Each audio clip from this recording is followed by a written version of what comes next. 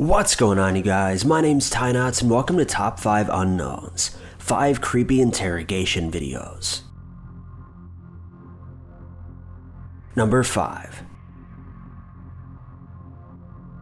A woman named Jodi Arias is known to have taken the life of her boyfriend Travis at his home in Arizona back in 2008.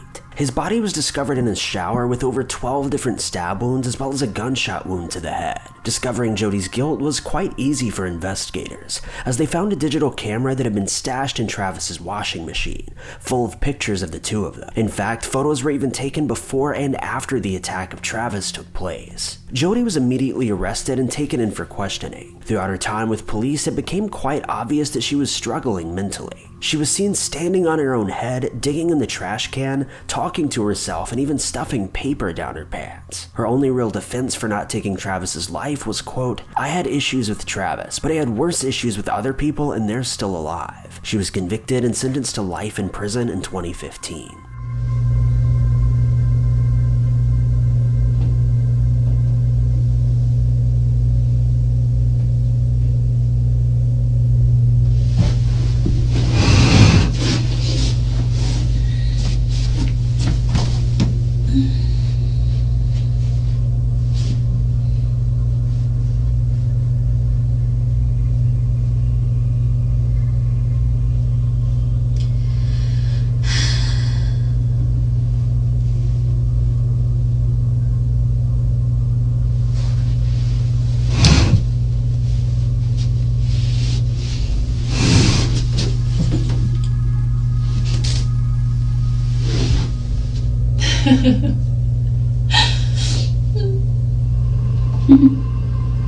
Still beat me. It might change my memory.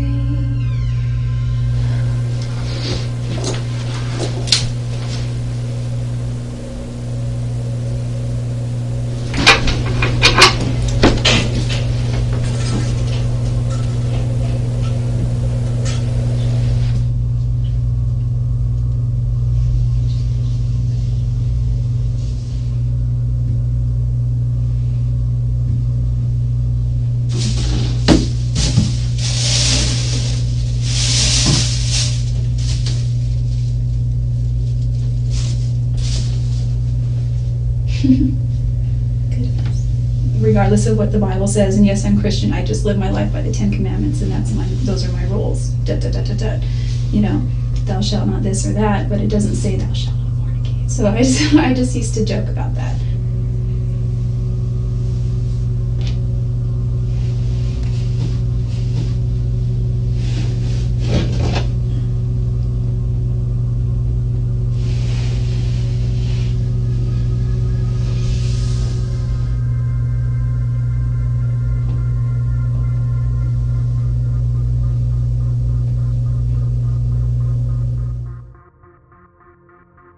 Number 4. This next man's case is almost entirely unbelievable. Walter Gaffert was arrested in 2013 after a third-party crime agency received information that he may have been involved in downloading explicit content of minors. Police arrived, confirmed the allegations, and took Walter in for questioning. While in custody, Walter had his phone taken away from him. They planned on skimming the device for any relevant information regarding his charges, and quite shockingly didn't have to look very far. According to police, as they took his phone, they discovered that Walter was actively downloading sexually explicit content of children, right at that exact moment. After being caught so ridiculously red-handed, the remainder of Walter's interrogation was essentially pointless. He was convicted and sent to prison after being seen twitching and sobbing in court. Number 3.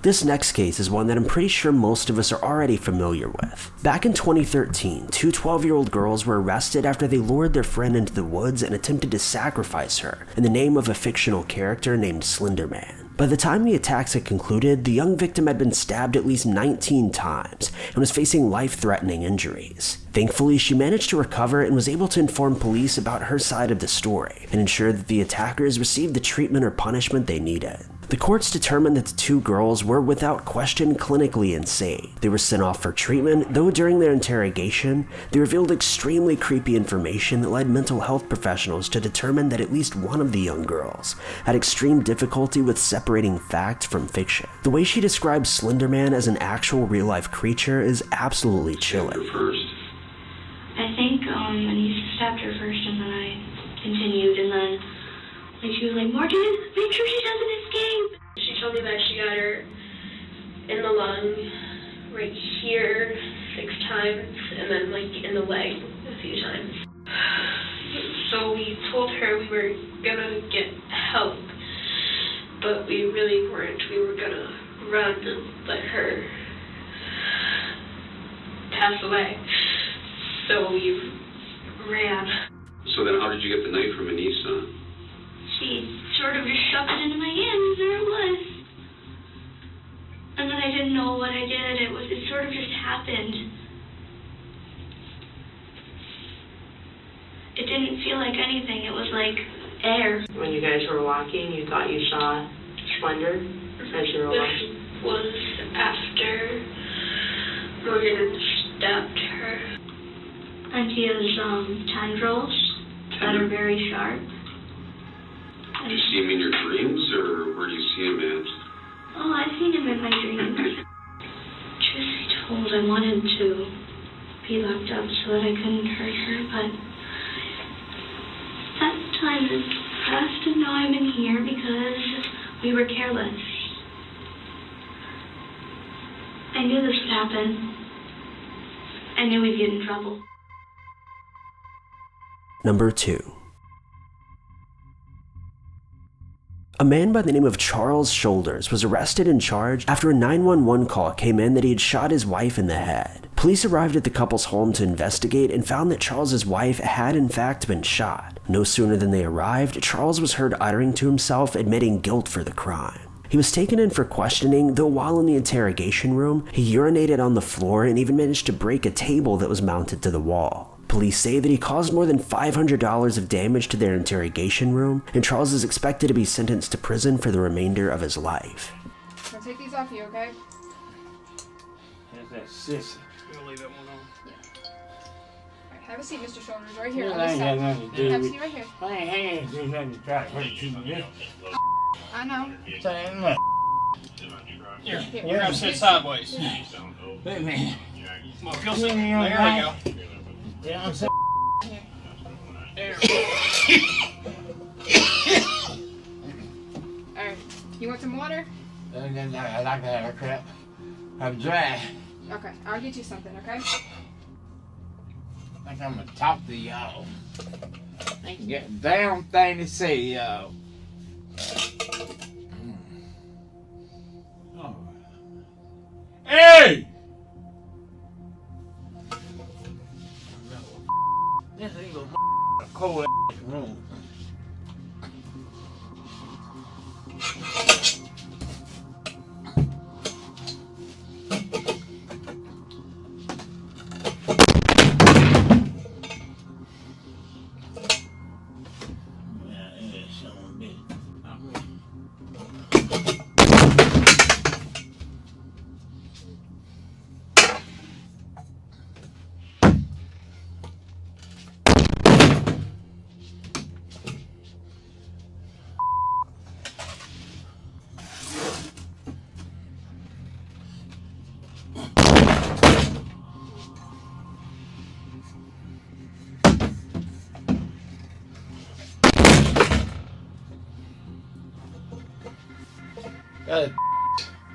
It's on your floor.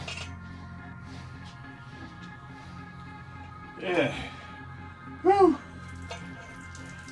Dude, That's why didn't you say something? Holly. You weren't saying you needed to go back? Holly.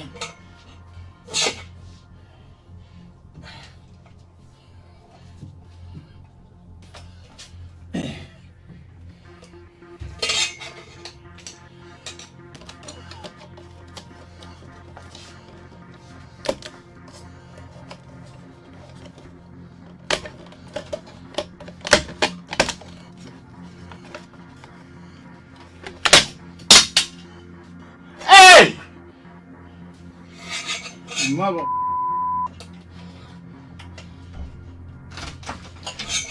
Man, you can't get freezing, person. What are you trying to do? You can't freeze me. I'm not freezing you. Sit down. You can't freeze me. Sit down. You can't freeze me. Stop tearing up stuff. I won't be tearing this stuff. You can't freeze me. Guess I won't talk to you. Sit down for me, guy. Here they try. Eventually. Tell you to catch.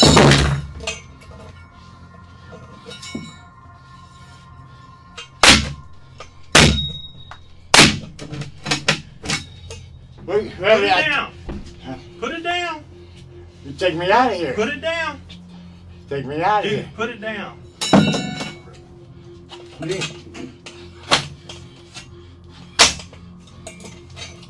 Mr. Shoulders, can you stand up?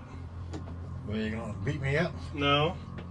Stand up. I don't want to. Stand up for us. There we go. All right, look.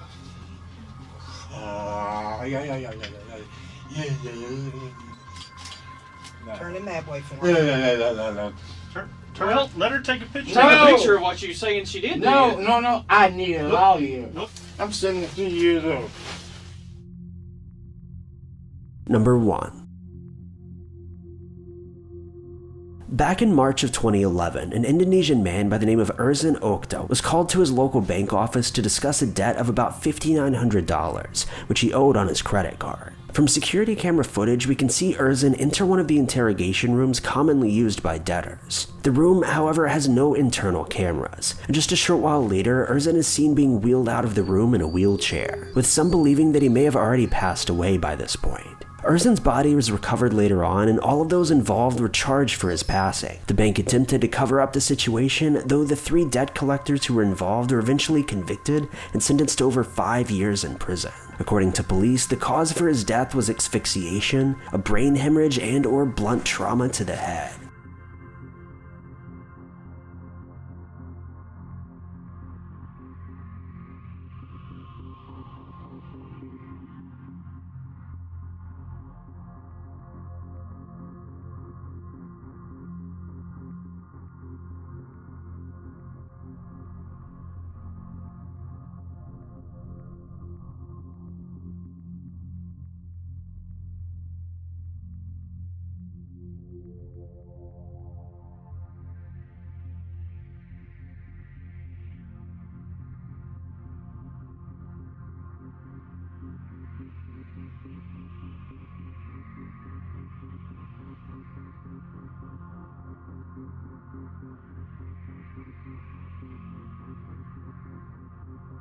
Thank you guys so much for watching. If you liked this video, be sure to click that like button. Also, don't forget to subscribe and click that notification bell to keep updated with our videos.